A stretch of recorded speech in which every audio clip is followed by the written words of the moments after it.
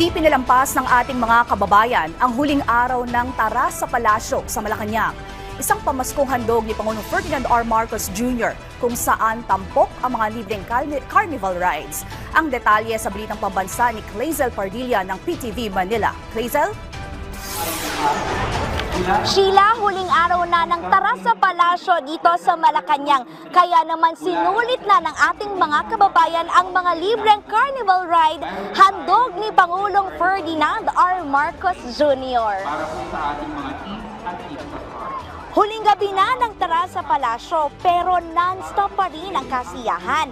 Mula kasi alas 6 hanggang alas 11 ng gabi, maaring i-enjoy ang mga libre at exciting na carnival rides. Gaya na lamang ng carousel, nostalgic ang pagsakay sa mga kabayong umiikot. Let the adventure begin and explore Malacanang sakay ng trackless train. Tiyak na mapapasigaw naman sa space rocket at mini pirate shape na umiikot habang tumataas baba. Siguradong matutuwa rin ang mga bata at kids at heart sa claw machine at basketball arcade.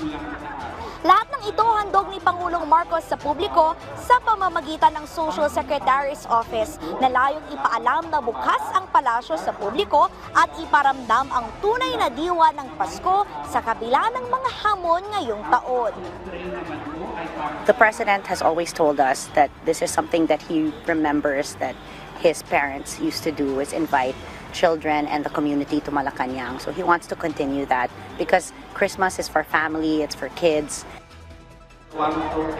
Sheila, kung napagod na sa mga carnival ride, 14 na stall ang nag-aalok ng mga pagkain at inumin. Abiso ng Malacanang, bukas December 24, alas 4 ng madaling araw nakatakda na ring magtapos ang tradisyonal na Misa de Gallo. Sheila, nasa 3,000 individual ang bumibisita sa Tara sa Palasyo dito kada araw. At ngayong huling gabi na nga ng Tara sa Palasyo, inasahan na darami ito sa 4,000.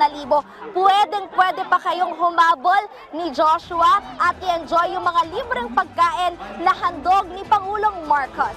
Yan muna ang latest mula rito sa Malacanang. Balik dyan sa studio.